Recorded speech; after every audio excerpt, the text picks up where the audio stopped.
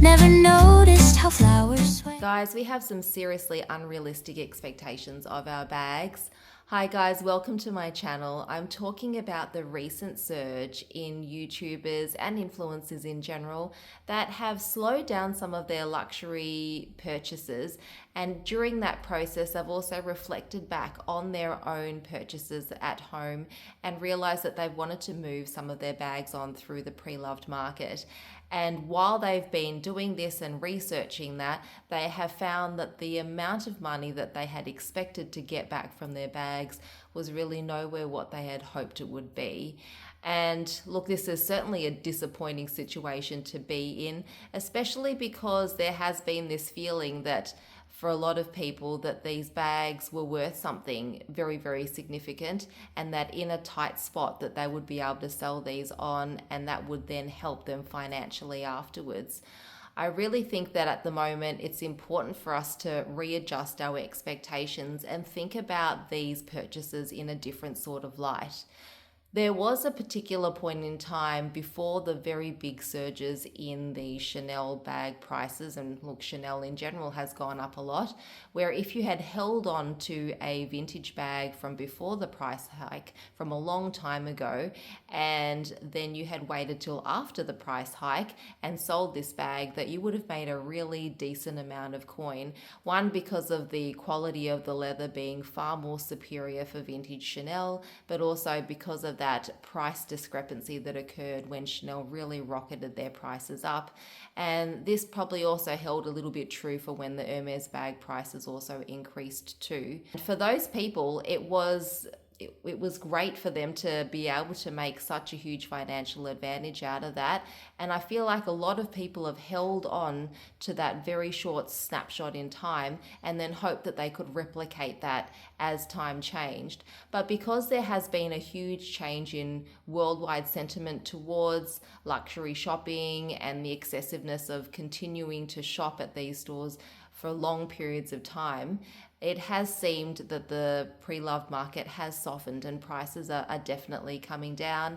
And this has led, of course, to some really disappointed people when they have tried to then resell their bags.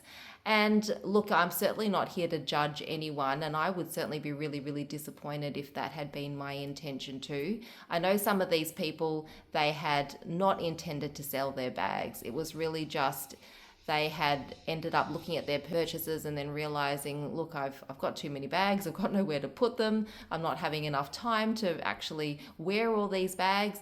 And then for other people, it was that they had outgrown these bags. They had certainly loved them a lot in the beginning, but it was just a different period of their life now where they needed to move these bags on and try to find bags that were more suited to their lifestyle now.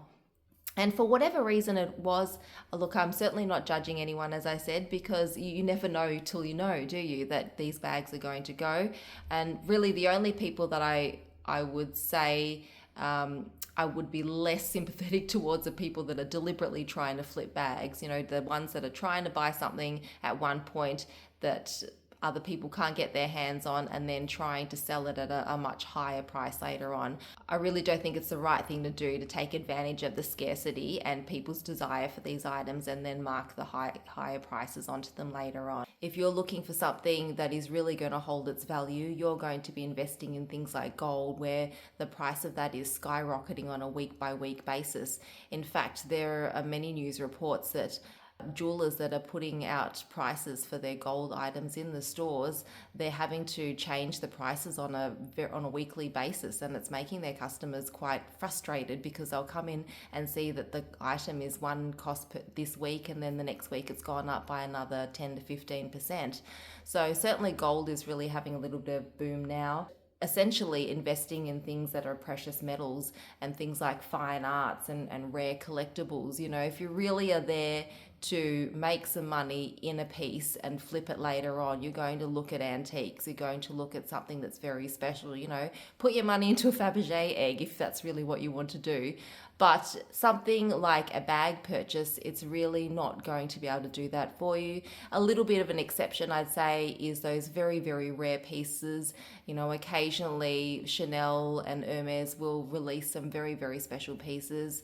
For example, the Faubourg items in the Hermes collection, those things will do really, really well, and of course make an exceptional sale later on.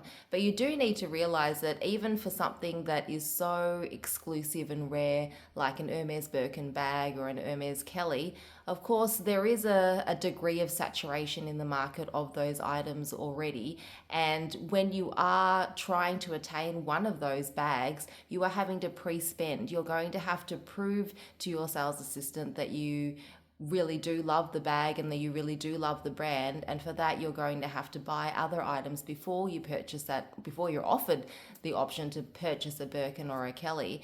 And so once you have bought the other items that are not the bag and you accumulate that with the cost of the Birkin and Kelly, when you flip or you sell your Birkin and Kelly later on, you're going to have to remember that you did spend a lot more than just the cost of the bag. You pre-spent as well in order to achieve that. And in that case, sometimes it really doesn't end up being that much of a profit. Bags really, for most of us, have to be seen as a luxury enjoyment. And so when I think of purchasing my bags, I think of them as like a hire purchase. Like if I'm going to sell this bag later on, and I have paid $5,000 for it, and if I then sell it later on for $1,000, now for a lot of people that would be shocking, the idea of spending $5,000 and selling a bag later on for such a small portion of it. But look, for that $4,000, I've been able to have this bag in my possession for that whole period of time. I've been able to take it out as many times as I wanted to. If I hadn't had intended to sell it, then obviously I would have been using it to my enjoyment, and obviously being careful a little bit with how I use it, but of course using it at my free will. I could take it out every day if I wanted to. I could take it out every hour of every day if I wanted to. And for that, really, I think of it as, it's like I'm renting a bag. I'm renting a bag, and this is the fee that I have to pay in order to have it. And not only am I renting bag, but I'm renting like a brand new bag.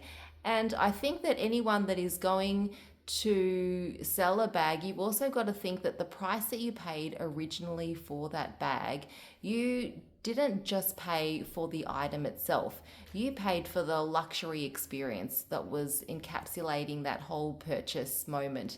When you went into the store, you were given the red carpet, you were pampered, you were given the undivided attention of a sales assistant from a luxury goods house. And purchasing that experience along with that bag, that's what you paid for.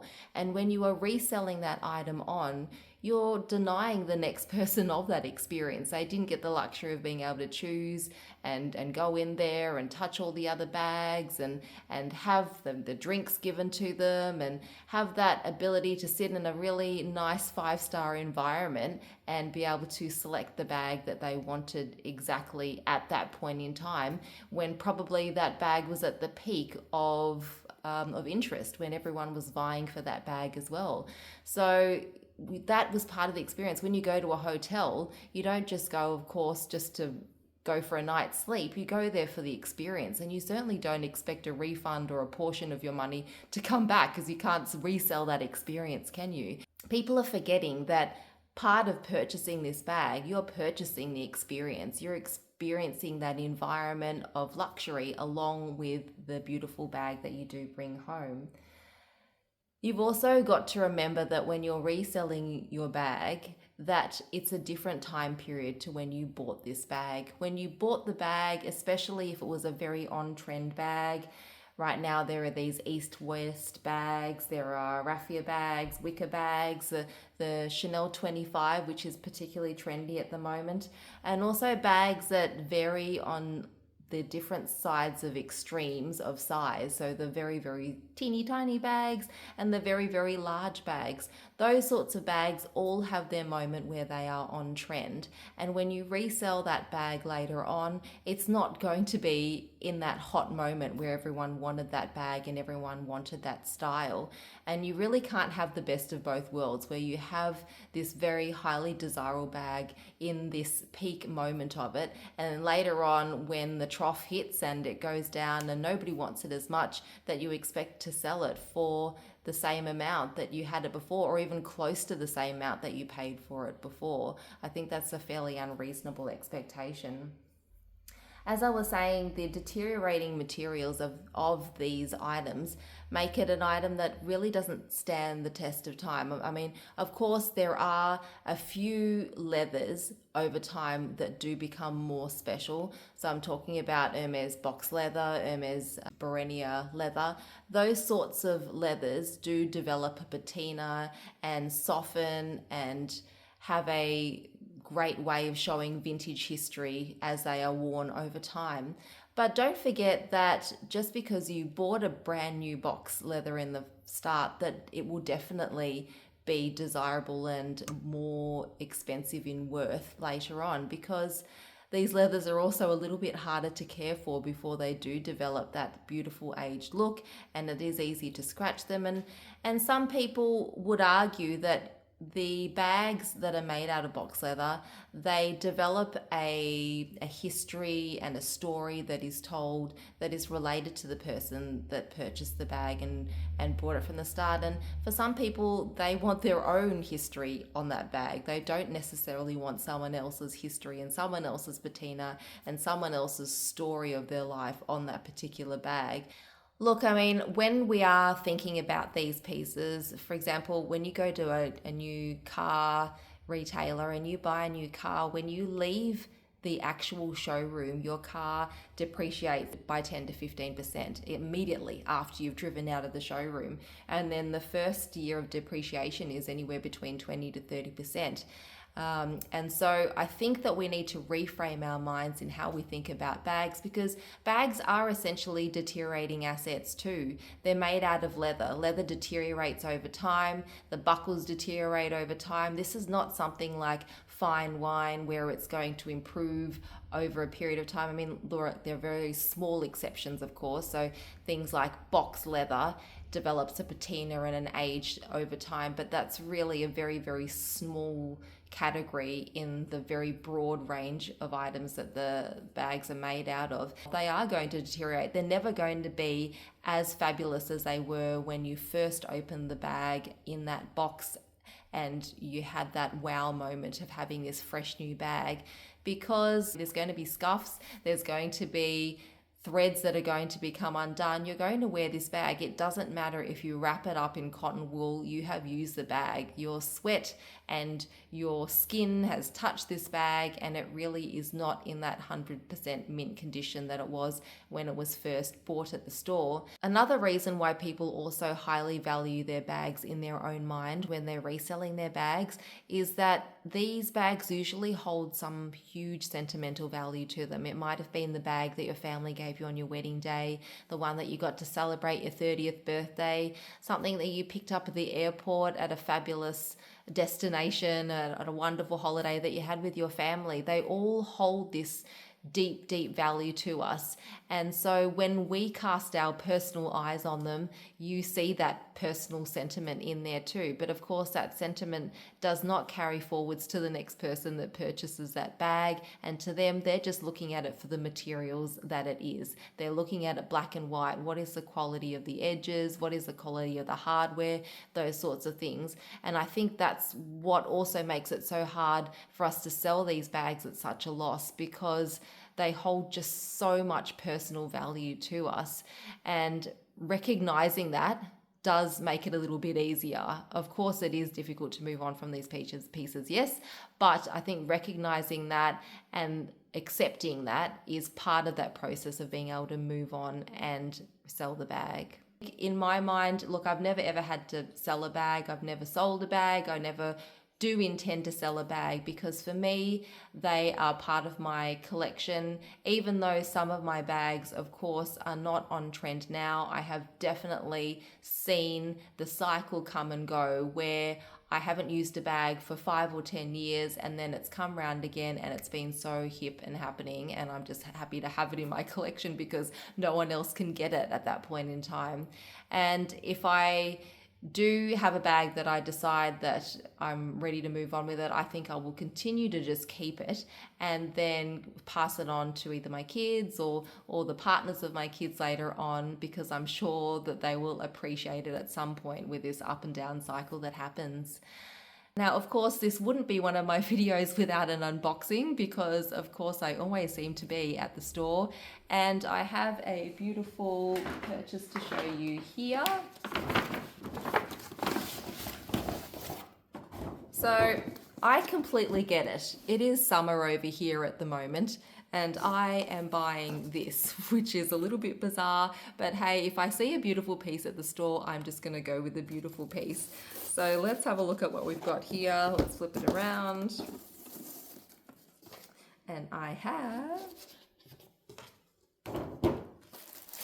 a gorgeous scarf in cashmere. This is the Casaque Conquer scarf, and it is made out of super, super soft cashmere. I love this little leather tag that it has there. This is in a beige and yellow color. I, of course, am a gigantic fan of cashmere scarves, especially from Hermes, because their softness is unrivaled. This is made in Great Britain, and it is 100% cashmere. And so I'm very, very happy to have this in my collection. I actually was eyeballing this scarf a few times at other visits, and then I was at the cinemas the other day and there was an ad for Hermes that came on. And I've never seen an ad for Hermes at the cinema. It just really took me by surprise. And as I was sitting there watching all the ads before the movie started, this scarf came up on the ad, and it came up on the ad, and this is the mark of someone who is way too Hermes obsessed. I recognized that it was an Hermes ad from the very beginning just because this scarf was in it. It was like, come on, that's a sign, right? I'm supposed to get this scarf. So good on you guys, Hermes, for planting that in my life and convincing me that this scarf had to come home. In essence, I get it. We would all love to bag a bargain and then to be able to sell this bag on and make an absolute killing in the resale price later on. And look, that would be the way to win in life, would it? But I know that talking about the situation doesn't actually change it for many of you. And I can only implore you to think of it in a different sort of filter. So, in the whole sort of glass half full, glass half empty mentality. And I think that if you can put a different sort of appreciation or swing on the fact that, look, you had this fabulous bag in your collection, it did bring you a certain amount of joy for a particular period of time. And hopefully you can carry those memories with you and just see it as part of the journey of having a collection of bags and then moving on from ones that don't quite work for you anymore. And then hopefully using those lessons to alter perhaps the way that you decide to make your bag decisions in the future. Anyway, I hope this has given a little bit of a different spin on this topic, and I will catch you guys soon. Bye.